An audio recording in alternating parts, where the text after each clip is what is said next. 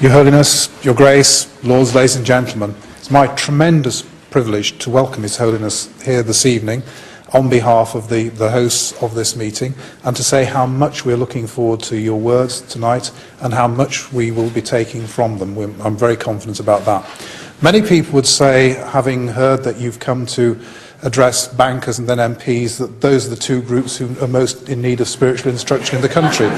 But actually, I think we're all in need of spiritual instruction. We're all in need of it. It is relevant to the big society, and it's of wider relevance.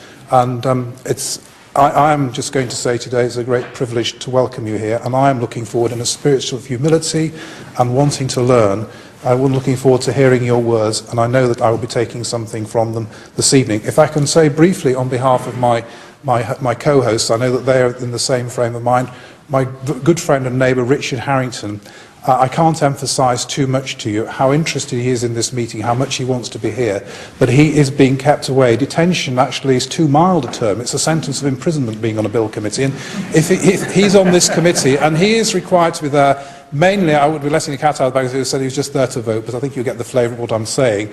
But if he wasn't there, the government could be defeated, the law could be changed, and the powers that be, the government wouldn't be too happy about that. So he is very strictly being kept there, but he would like to be here, and if it's at all possible, I believe it will be, he will be joining us at some point throughout the evening, because I know that he is as keen as I am and Matthew is to hear your words this evening and to welcome you here on what I think is a very important occasion for all of us, and we are looking forward to your words very much indeed.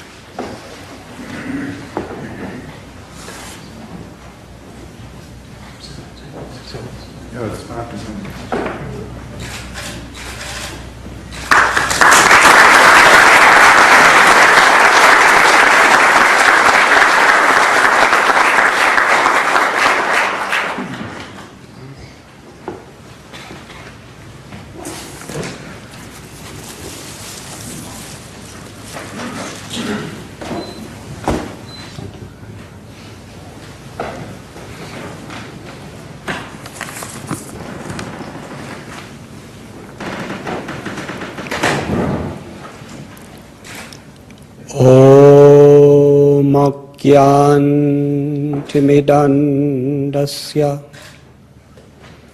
ज्ञानाञ्जनशलाकाया चक्षुरुन्मिलितं येन तस्मै श्रीगुरवे नमः। नमो ॐ विष्णुपदाय कृष्णप्रेष्ठाय भूतले श्रीमते भक्तिवेदान्त स्वामिनिधि नामने। नमस्ते सरस्वती देवे गौरवाणी प्रचारिणे निर्विशेष शून्यवादी पाश्चात्यदेशधारिणे। श्री कृष्ण चैतन्य प्रभु नित्यानंद श्री अद्वैत गदाधर श्रीवासदि गौर भक्त वृंद। हरे कृष्ण कृष्ण कृष्ण हरे हरे, हरे Ram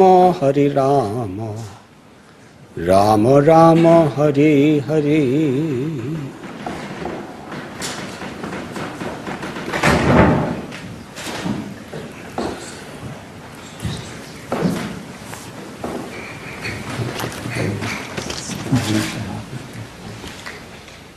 It is very difficult for me to express my sincere gratitude to be given the honor of being in the great House of Parliament, to meet with all of you and share some of the words from my heart. As I'm standing here, I'm remembering 41 years ago, just where this window is where I used to be, right across the river. I was a homeless traveler, wandering the world, trying to find meaning and fulfillment in life. At that time, I lived for some time in London. There was a priest who opened the doors to the basement of his church for travelers like me to sleep on the floor. And that church was on Lambeth Road, right across the river. And on that embankment wall of the River Thames, every night I would sit on it and look at the reflection of Big Ben, the clock tower, in the current of the river. And as I saw, I would meditate on what is really the best use of my time. How can I make the biggest and most important difference in the world? And where is the current of the river of destiny leading me? At the time I was 19 years old,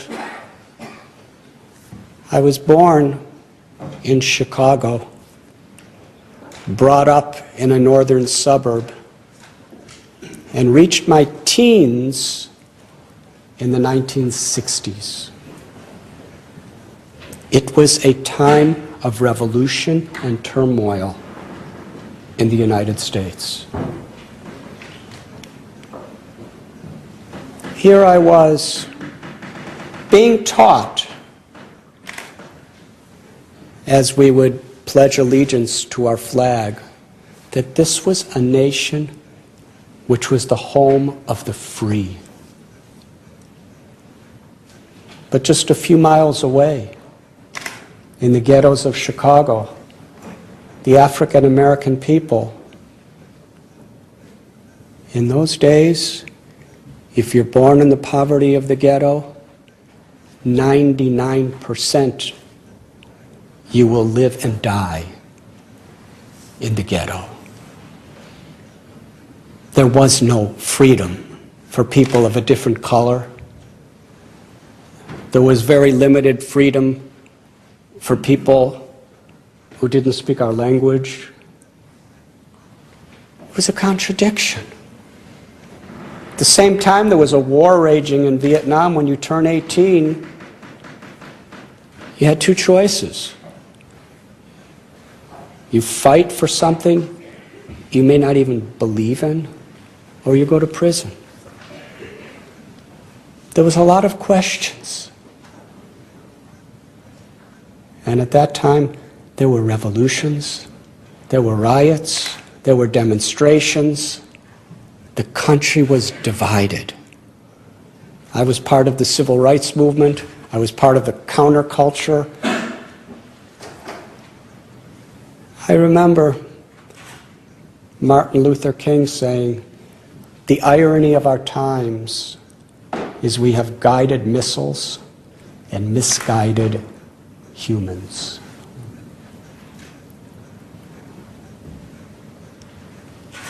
And he also said, if you don't have an ideal you're willing to die for, you have nothing really very meaningful to live for.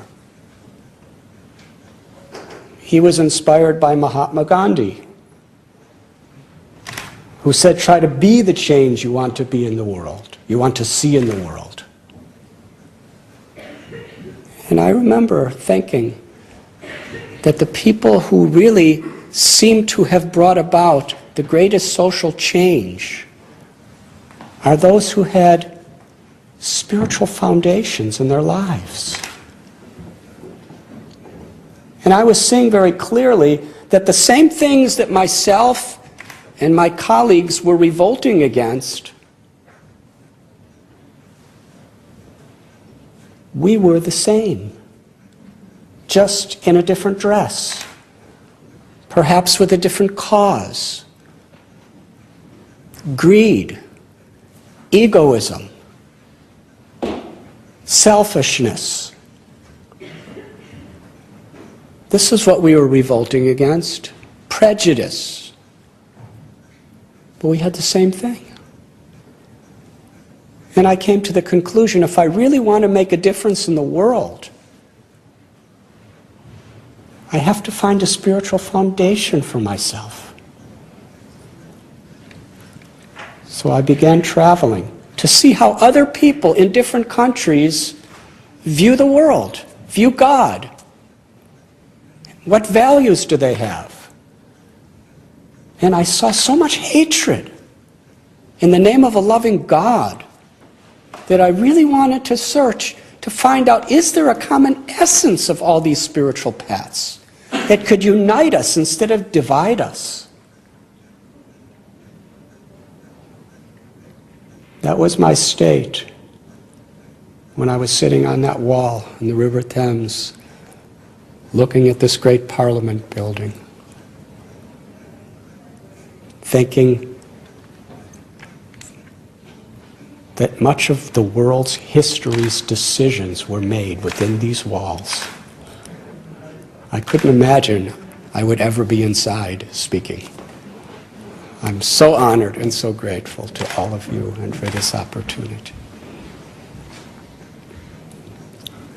I didn't have money. I was trying to study my own faith very deeply, Judaism, Christianity. It's a long story, but eventually I hitchhiked from London to India. A few days ago I spoke at SOAS, University of London, and I was kind of telling this story. And after my talk, a very nice young girl who was a student there,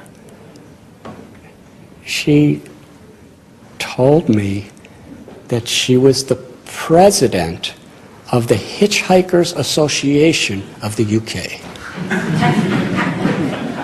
And she was so inspired by my talk that I hitchhiked from London through Turkey, Iran, Afghanistan, Pakistan, all the way to India.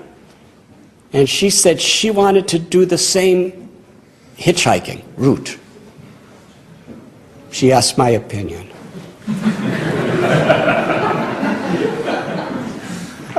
I gave my opinion. I said, please, my friend, hitchhike to Heathrow Airport and catch a plane to India. It's much safer. You fasten your seatbelt, you'll get there. What took me 6 months now takes me 8 hours.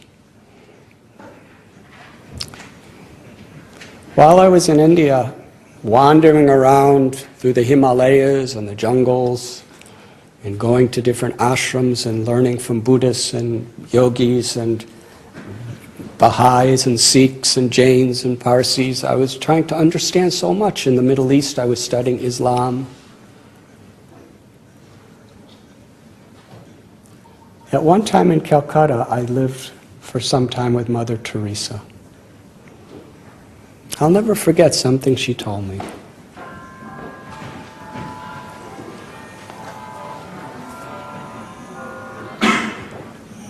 That's special effects.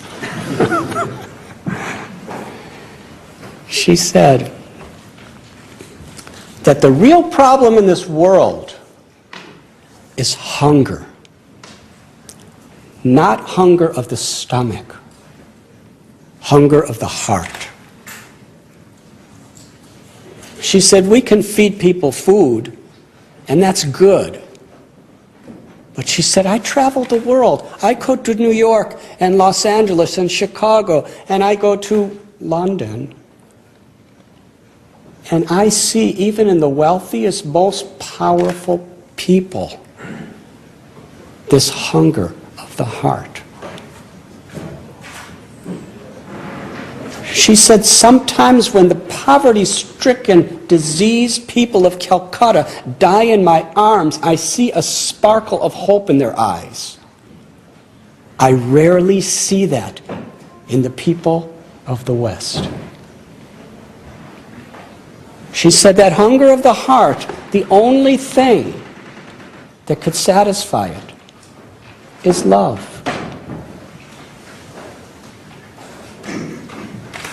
Things can give pleasure to the mind and the senses, but only love could give pleasure to the heart. And ultimately, that's what we're all looking for. And in her faith, she told me that the origin of that love is our love for God. And when we connect to that love for God within our hearts, we could be an instrument of that love in whatever we do, wherever we are. At the time, I had just come out of my teens, and I was deeply impressed by that concept because it encapsulated what I was finding to be the true essence of life and all the spiritual paths in the world. While I was traveling in India, I heard a very, very powerful analogy that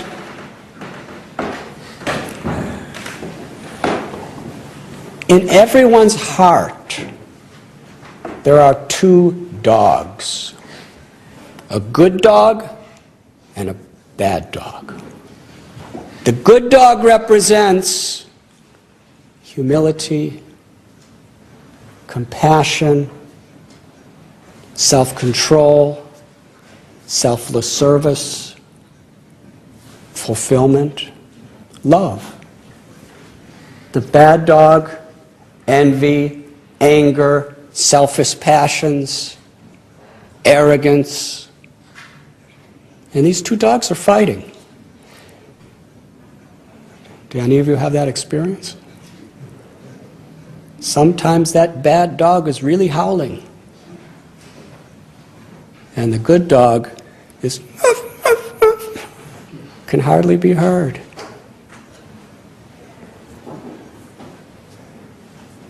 In the world we live today, so often we are bombarded by the weapons of mass distraction.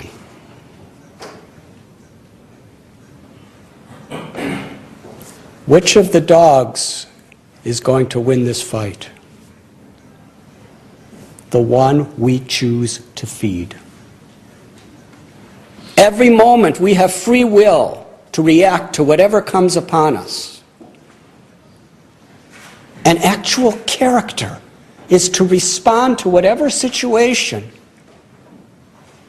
in a way that we feed the goodness of our heart. We feed the divinity within us, rather than the envy and the anger and the selfishness.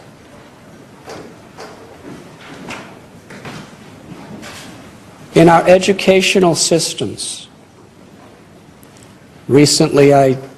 yesterday at Cambridge, I speak often at Harvard, at MIT, at Stanford University, at Columbia University, and so many universities in India. Incredible, the sophistication of our sciences and our educational system.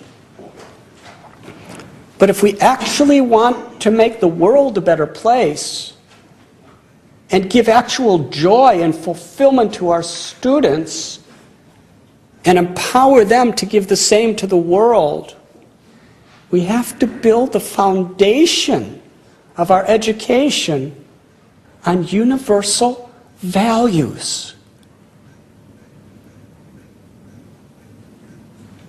One time I was speaking at a university in India,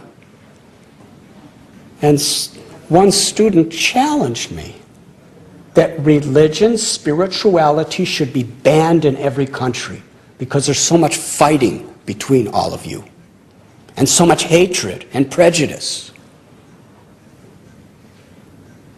And I gave my answer that that's based on not spirituality, it's based on ego, selfishness, in the guise of spirituality.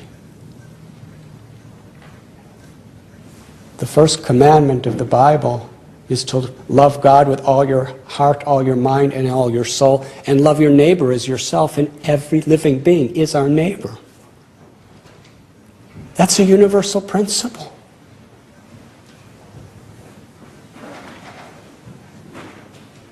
We have to seek the essence. And then we'll see how spirituality can actually empower us and unite us. But then a few months later, there was Hindu-Muslim riots in Bombay. And I had to drive from a suburb to where our ashram is in the middle of the city. There were hundreds of buildings being burnt. There were corpses of slaughtered people on the side of the road. There was logs in the road to stop cars. I saw people opening cars, and if they were from another religion, they were butchered. I saw children with blood screaming. And I was thinking, I can understand why people think like that. That spirituality's really bad. In the name of God, murdering, hating. But it's not about spirituality. It's about the bad dog putting on a spiritual dress. Spirituality is meant to feed the good dog and starve that bad dog. There's a beautiful verse in Bhagavad Gita.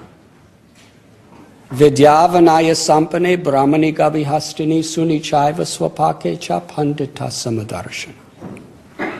What is real wisdom? What is true knowledge? What is actual education?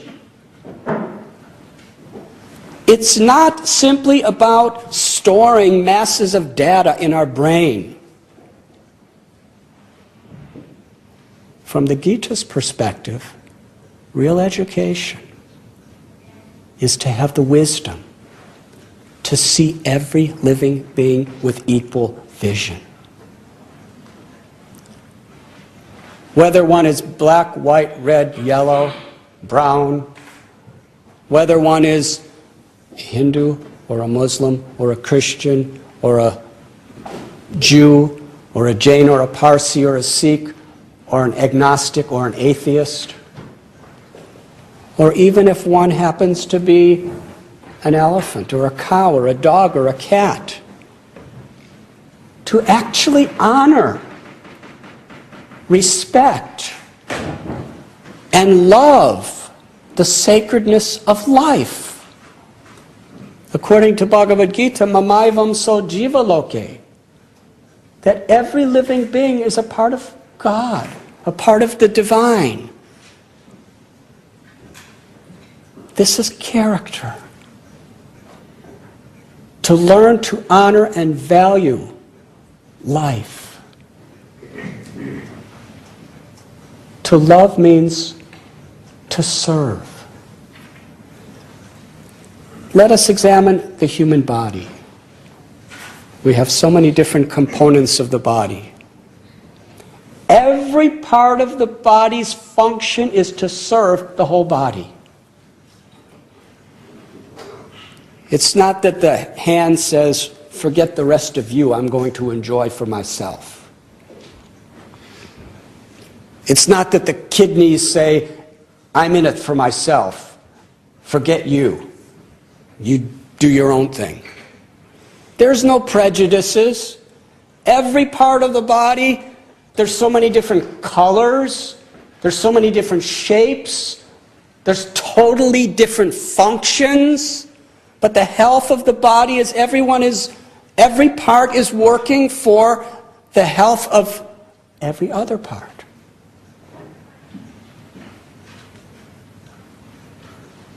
Similarly,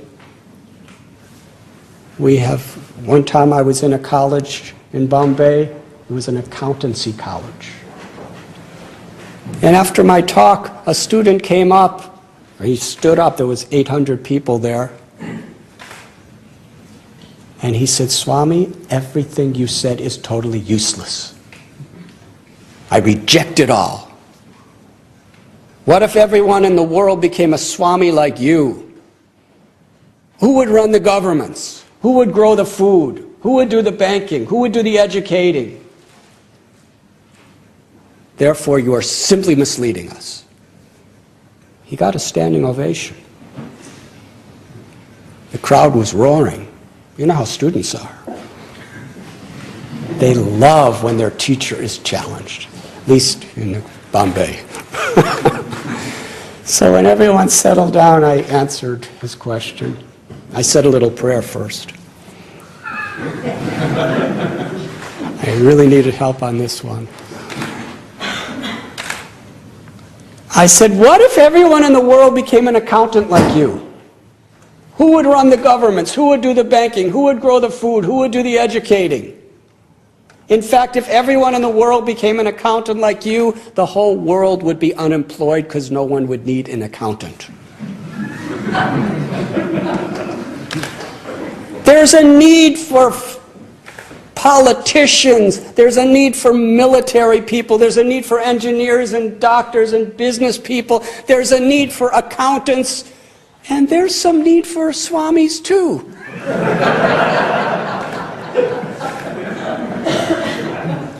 We're all supposed to work together like the different limbs and organs of a body. And if we're all serving the whole of the body, then we have a healthy society. We need a liver, we need a heart, we need legs. It's not that one part of the body thinks I'm better than you. Everyone is respecting and honoring the work of another. There's a beautiful verse in the Srimad Bhagavat. Savai pung sangparo dharmo yato bhaktirid hokshajaya hoitiki aprati hata yayatma suprasidati. That the supreme occupation, the supreme dharma for every living being is to serve with love. Such love for God and for all beings must be unmotivated by selfishness and ego and uninterrupted by temptations or fears that come upon us. We're using the analogy of the body. Let's just think of the service of our heart.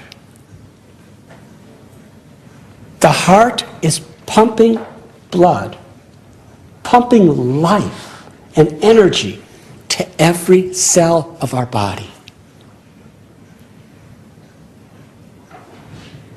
The heart serves 24 hours a day. Yes? If it were to take a vacation, if it would take a lunch break, if it was, called by the bell to go out and vote, we would die. The heart is serving every part of the body 24 hours a day. That's service.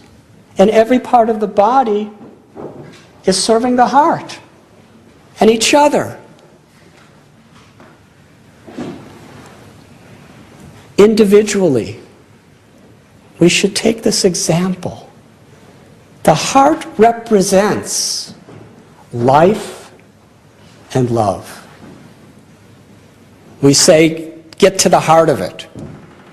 The heart is very much the essence. Why? Because the heart serves unconditionally, uninterruptedly. And from a social perspective, the government is very much like the heart of our countries.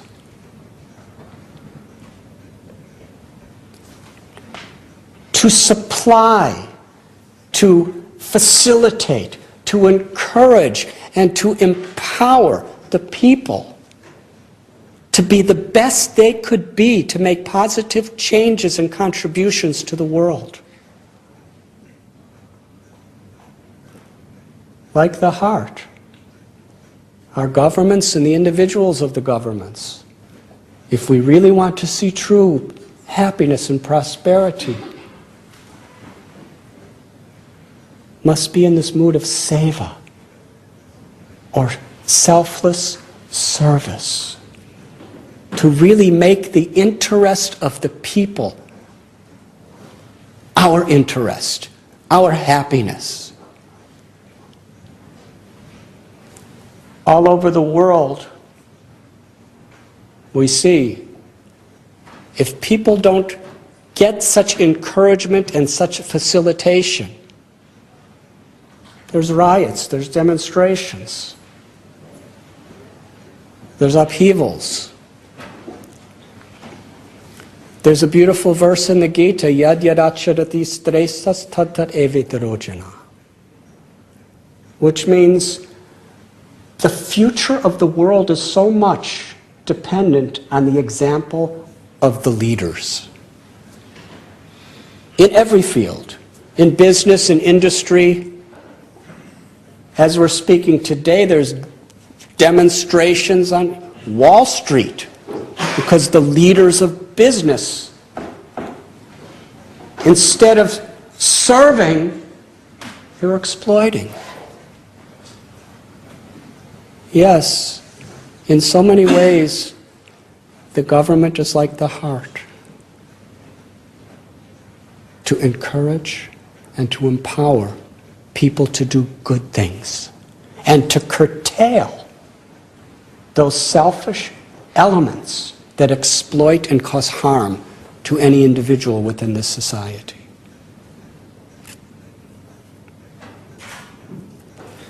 Spirituality in the big society.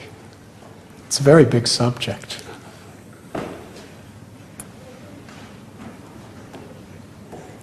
It's especially important that we can somehow or other, through our examples, communicate these values in our schools and in our educational systems. After I saw those riots in Bombay, I was thinking that in this world, people learn how to hate before they learn how to even reason.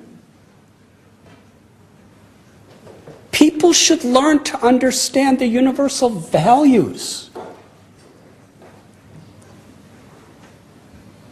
of honoring life, of respecting the environment, of respecting our brothers and sisters and giving them the rights they deserve. I guess government is like being gardeners, supplying water to the seeds of goodness, feeding the good dog in people, and to also pull the weeds of those things that are impeding the goodness and the prosperity of values within the world. In my own life, I saw yogis who could perform incredible, what we call miracles. I saw people stopping their hearts. I saw people just saying some mantra and producing things out of nowhere. I saw people, if you read The Journey Home, you'll learn something about what I saw people doing. They could read minds. They could live without food but by breathing. But you know something? After a while, I was not impressed by any of it. The only thing that really impressed me was humility, integrity, the true sense of love, which means seva in Sanskrit.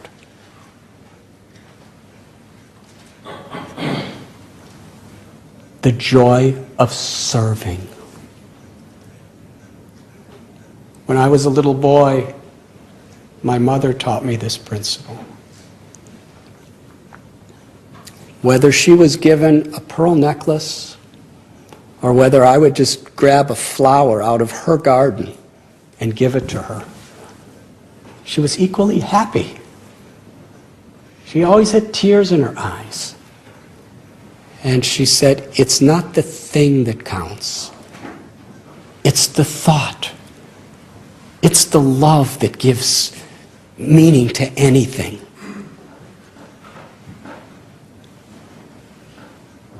Things are meant to be used, and people are meant to be loved. But unfortunately, so many times we become so distracted that we love things and we use people.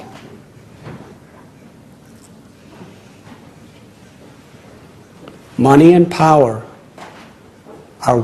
and knowledge are great assets when they're used with compassion. Just like a knife. Is a knife good or bad? Depends on who's holding it. A thief will use it to kill someone, and a doctor will use it to save someone's life. The power that we have from a spiritual perspective, it's a gift of God. The influence that we have, the knowledge that we have, are beautiful tools to be utilized to serve. Like the heart, unconditionally, with love. In my own guru, Srila Prabhupada, I remember I was so deeply impressed. When he was 70 years old, he was on a boat 38 days across 2 oceans and 3 continents. He had no money. He didn't know anyone where he was going. And he wrote a beautiful prayer, and in that prayer he's praying to God. Just let me be a puppet. Make me dance to give happiness and joy to others.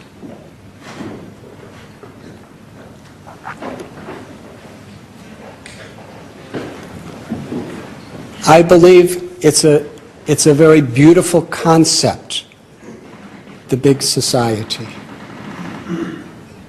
But all great concepts are really great when there's a mood of unselfish compassion to serve without discrimination, to truly understand the value of everyone. And in my experience in life, that really is so much the meaning of spirituality. I'm so grateful to all of you. Thank you very much.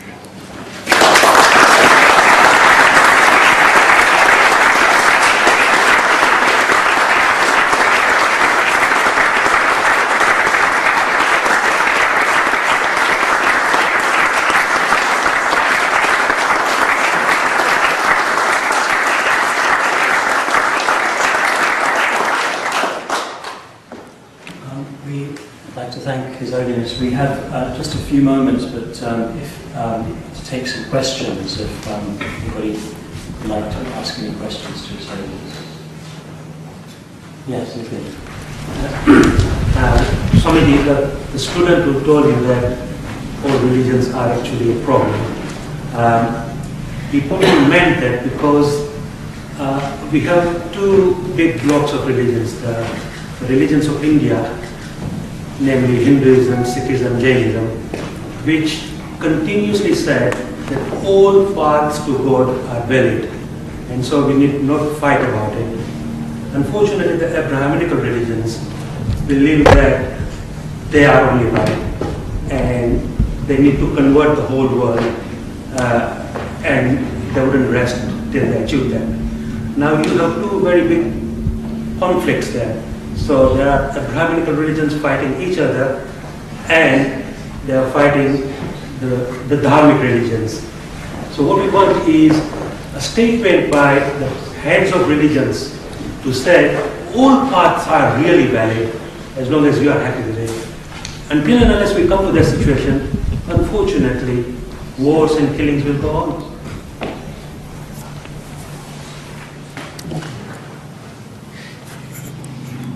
Is that a question?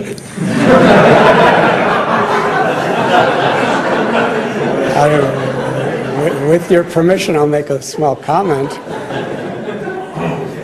That all paths are valid if they actually bring about good character in people.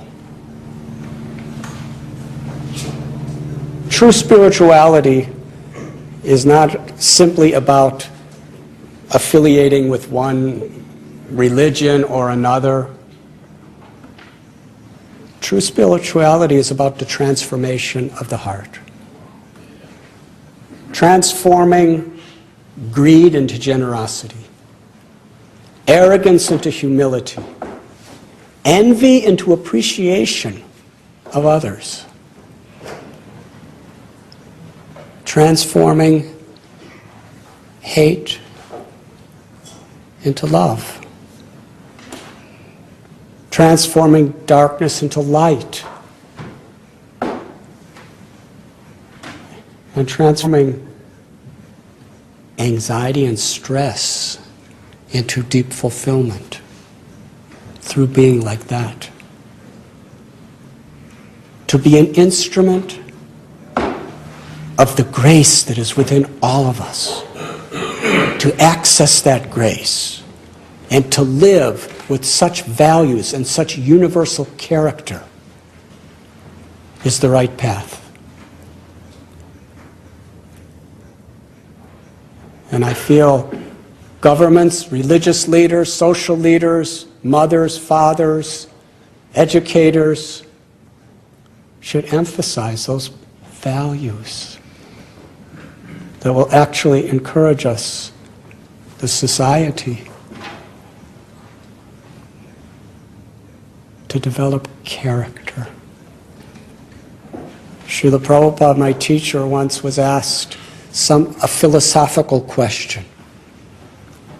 And he said, philosophy and religion have little or no value unless they inspire good character.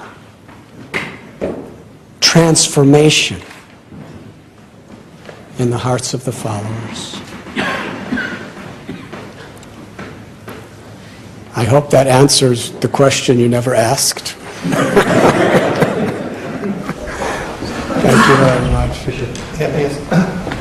Please. Thank you for that wonderful answer. I think it's perhaps also important, I think the first speaker distinguished a little too sharply between the religions of India and the West Asian religions. In 2 weeks' time, Pope Benedict is inviting representatives of all the religions to Assisi, as his predecessor Pope John Paul did 25 years ago. And that invitation and that whole meeting is grounded and rooted in a respect for other religions.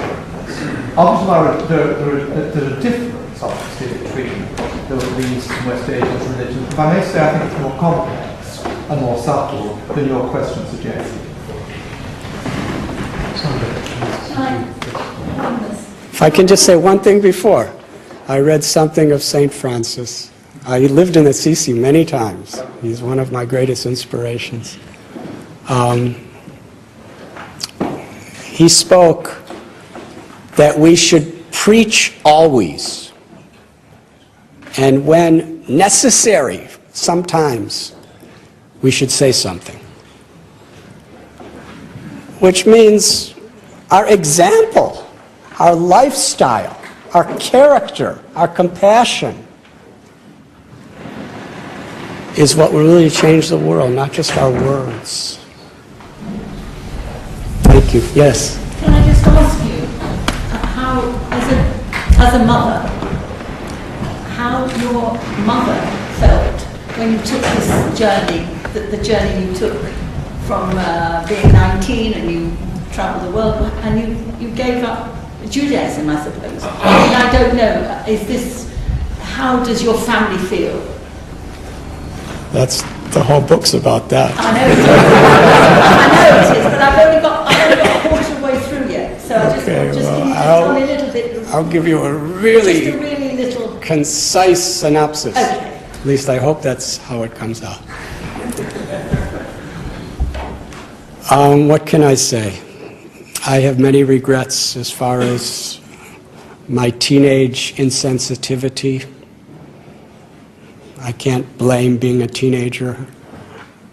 But even our mistakes are oftentimes very growing experiences. But when I left America at 19 in the summer, I told my mother and father that I will be back for the next semester of college after 2.5 months. They didn't want me to go. But in the 1960s, that was a detail that we didn't pay much attention to. But I promised I would be back for school. 2.5 months passed.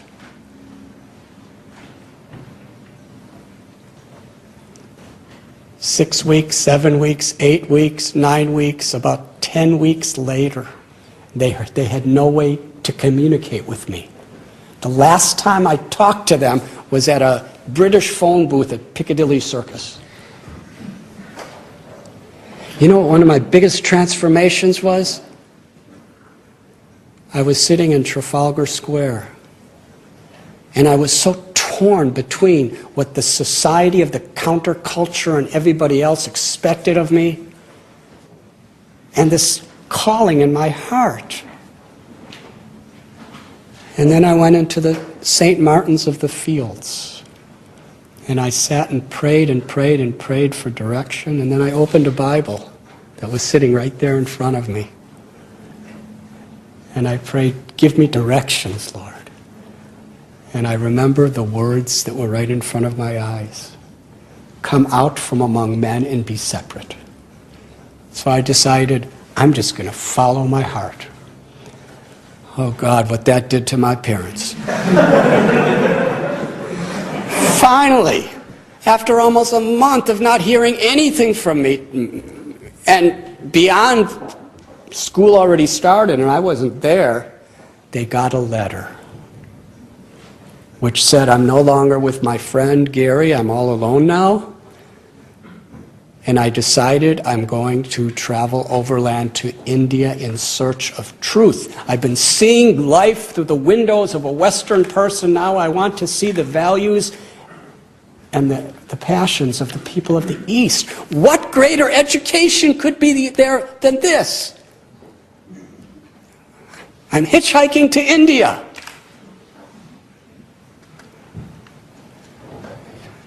They received that letter. It was postmarked Iran. There was no return address. And they got a couple letters from me in Afghanistan, and then some letters of how I thought they would think I was so courageous and cool when I wrote to them that I'm living in the jungles of the Himalayas in a cave. They didn't think I was cool at all. They were absolutely in distress. They were worrying their hearts out. And I never believed that I left Judaism. I was trying to find God, which I believe was what Judaism is and what Christianity is. I was trying to find that connection in my own way. I never wanted to betray anyone or leave anyone. I just wanted to find what I needed to find in my life. And eventually, the bell is ringing to vote or something. Yeah, thank you so much. Eventually, when I came home, I was following this bhakti path of devotion. I was a culture shock for them. They were a culture shock for me. But something very beautiful happened. I loved them and respected them for who they were, even though they were so different. And I really didn't believe a lot of things that they did, and they were the same thing for me. And after the shock of the differences, they actually opened their hearts and minds to understand the values of my life and my people. And they were coming to India. And they fell in love with everything. In fact, my brother's Jewish. He married a Catholic girl, and they were just trying to decide where to either bless or baptize their children. And my mother and father said, "Your brother's a Swami, let him do it in a Krishna temple."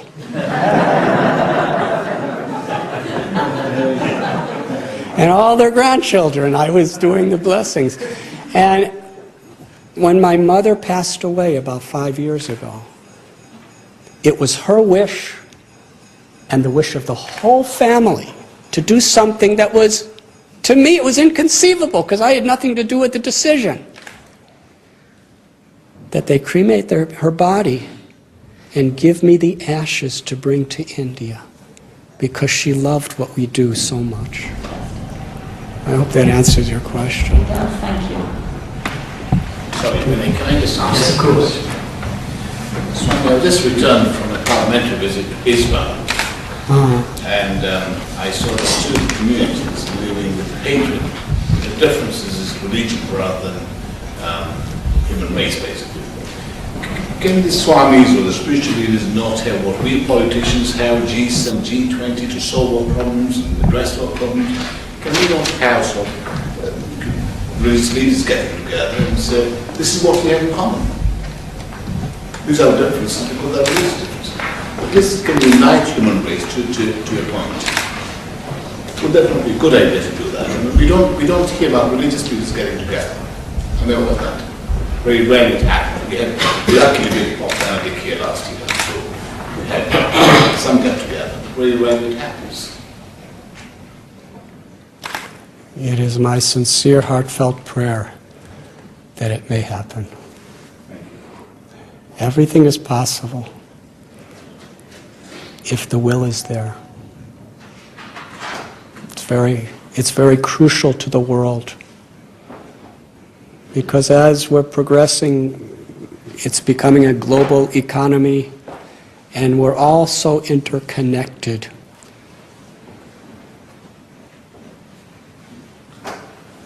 In America, there's so many, almost anywhere you go, there's translations into Spanish.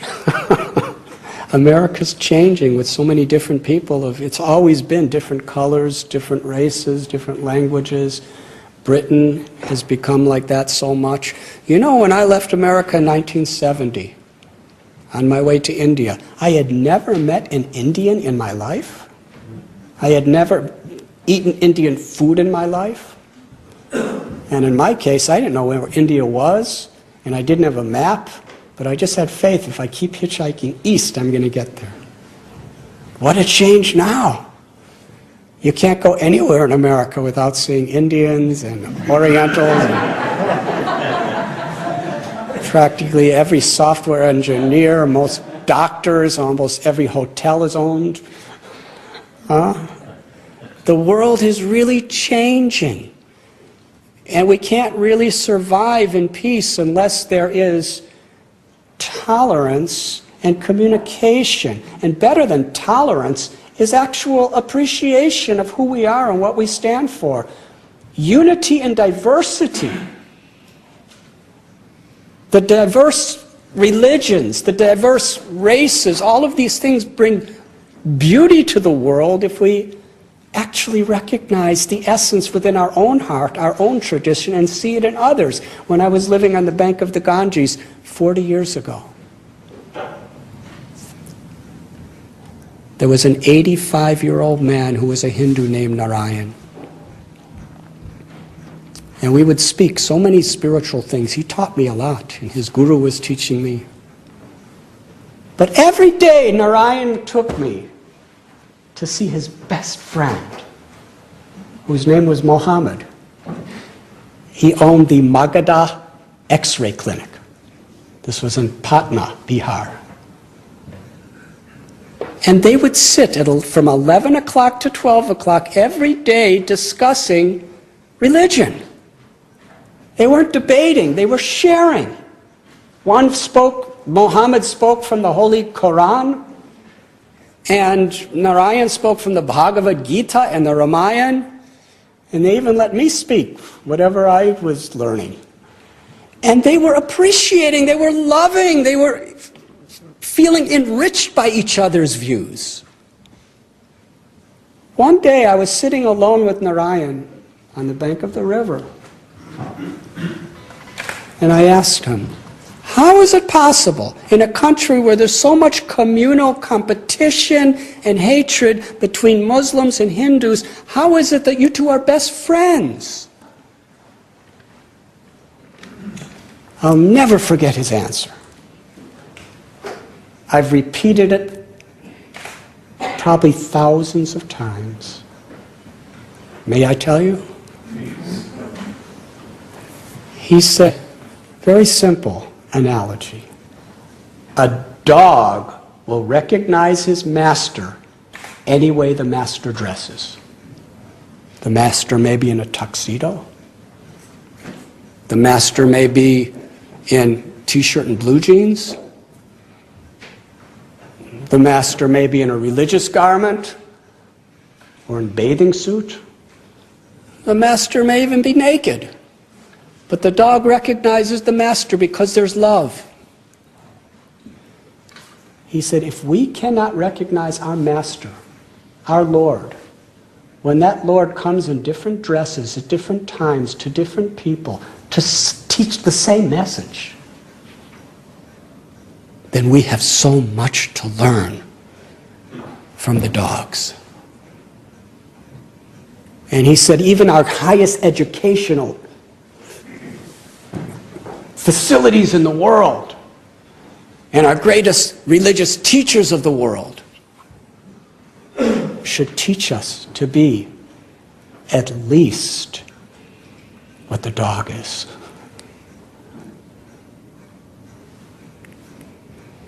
Thank you. Yes. Just a few more moments. Yes. First of all, thank you for giving me your book at the back of the Dancing Temple. I started reading it, and your journey home from the start to when you arrived in India, I think more happened to you than 10 or 20 normal people. And as we spoke when we came in here about the time you had to run for your life, was there ever a time where you thought, I can't go on? Any time at all? And also, do you still keep in contact with your friends who started the journey with you? Thank you. Did you vote? I did. I'm not going to ask you what your vote was. There is no spirituality in voting. Or indeed the Whigs, I don't think. Actually, if we're making our decision based on true compassion, then there's deep spirituality in voting too. The trials that I was gifted with,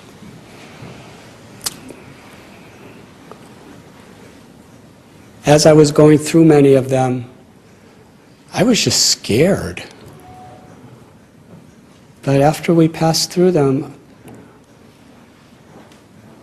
I saw that it was a blessing. I've been quoting Bhagavad Gita and Bible. There's a verse in the Bible that says, "Seek and ye shall find." If we seek the essence of every situation, if we're seeking the opportunity to grow internally in wisdom and to connect ourselves with the divine, with God within our hearts, then we'll find an opportunity there. Wisdom is to transform curses into blessings, challenges into opportunities. It's just a matter of how we interpret it. And because in those days I was just so eager to learn, that I can tell you honestly, sometimes I would really think when I was in a life-threatening situation, what am I doing here?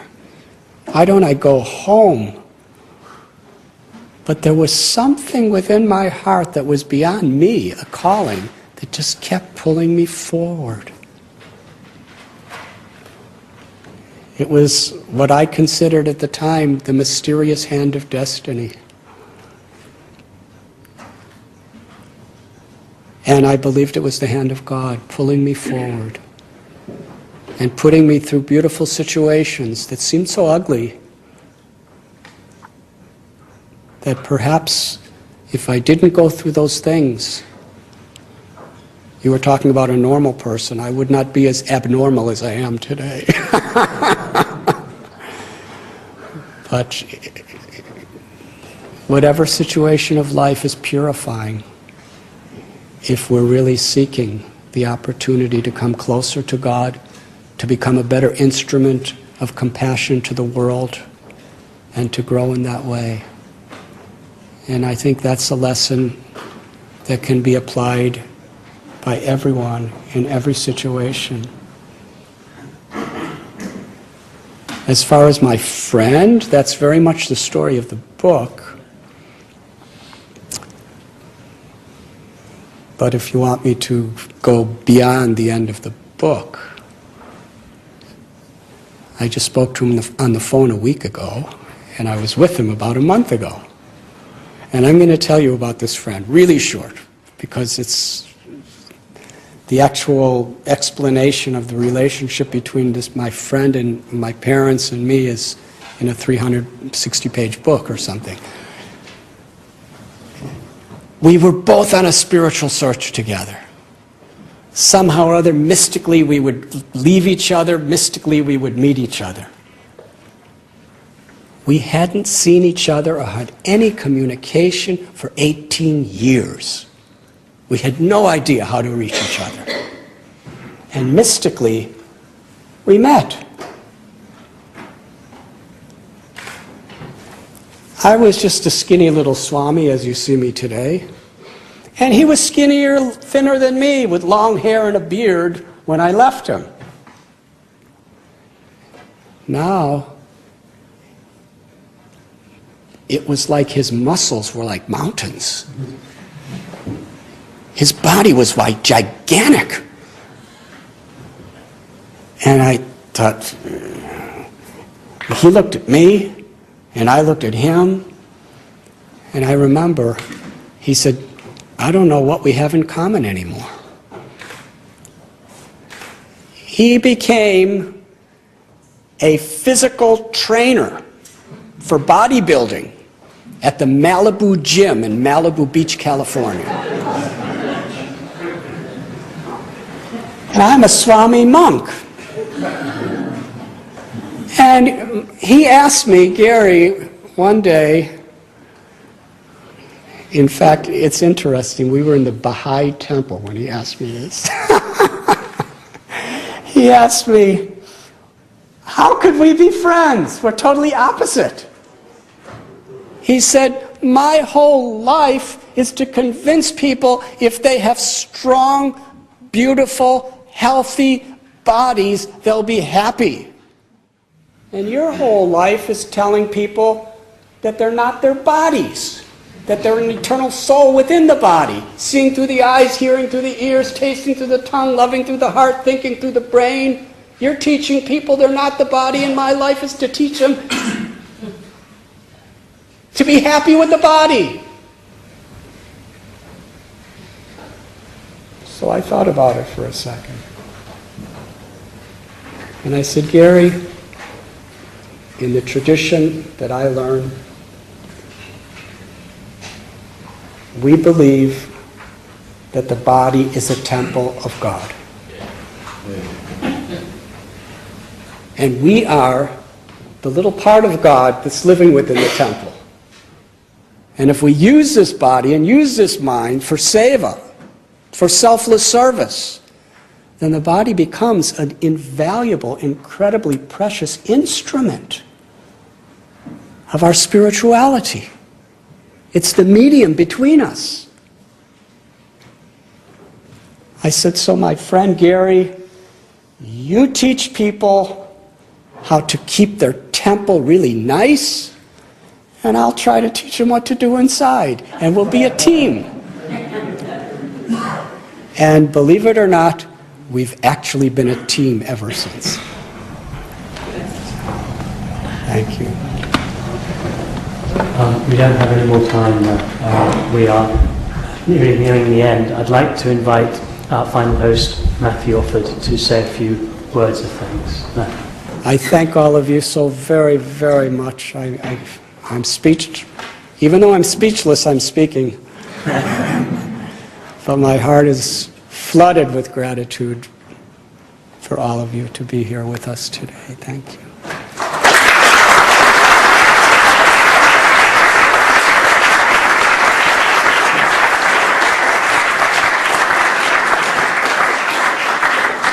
Your Holiness, Lords, ladies and gentlemen, my fellow colleagues, I apologise for the interruption of the vote, but as I said, it's something that we have to obey within the Palace of Westminster.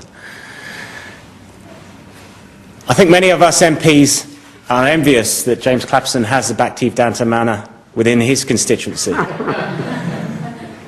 But I believe that spirituality doesn't respect constituency boundaries. And so it does actually pass over to places like my own in Hendon and to some of my parliamentary colleagues who have been here earlier.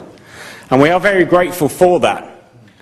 We are very grateful for that feeling, that ethos and that sense of spirituality, which I certainly believe the big society very much needs and is the foundation of that idea. So I'm very grateful for the speech that you've given today.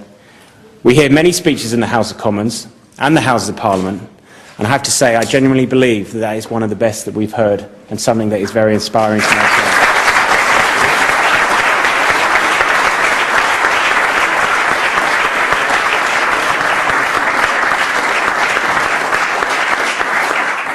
I know that we all very much have enjoyed what we've heard, and I'm sure that many people will also enjoy reading the book, as I know I will as well.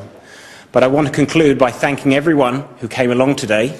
We're very grateful that you came to the Houses of Parliament, your Houses of Parliament, to talk about spirituality with His Holiness and also with each other here tonight. And I understand that we can continue for a few minutes after we conclude the proceedings. So thank you very much.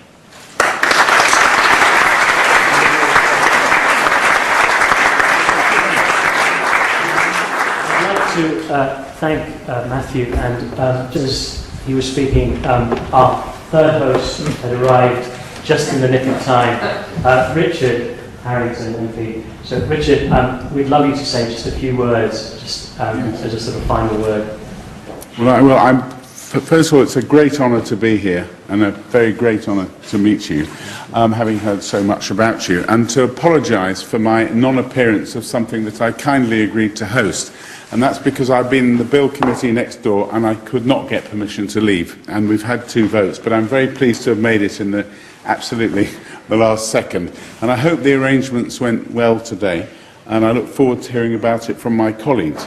But from my own point of view, being Member of Parliament for Watford and being so close to the manor, I am a regular visitor to it. Constituents at the beginning introduced it to me when I was still a candidate, and it's very much an important part of my life. And I can't quite claim it's in the constituency, but my good friend James Clapperson can, and we have an unofficial agreement that he lends the manor to me when I say that it's in my constituency.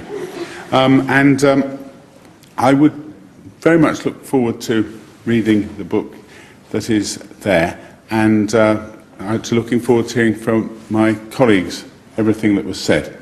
And it's a fantastic turnout, and mine is what they call in the film business a cameo appearance. But I was here, my heart was here, if my body in fact was next door. Thank you very much indeed.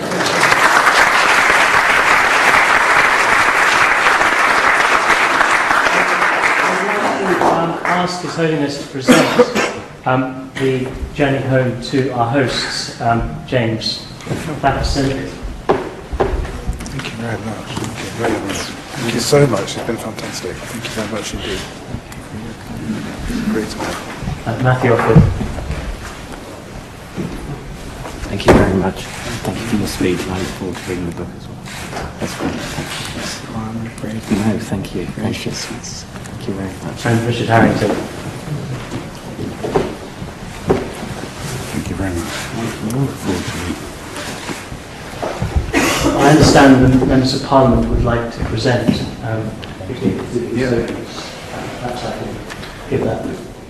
Well, it's a very great pleasure. Yeah, no, it's a very great pleasure. I know everybody here will have found universal truth in what you've told us this evening. We will all take something away from it. I know that I will be reflecting on it for some time to come. It has been a very great privilege. We've come here as humble students, and if I may say, as a humble student, I think I've learnt something very important this evening. Thank you very much for joining us here.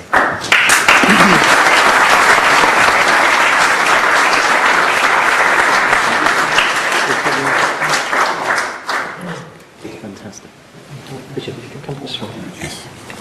What is the gift? Sorry, the gift. No, I should mention this. This is we felt this was it was important to take something away which belonged to Parliament. This is a collection of great speeches which have been made in the House of Commons in the recent past. But this is something which we thought was of the House of Commons and a reflection of it. Thank you very much indeed. Thank you.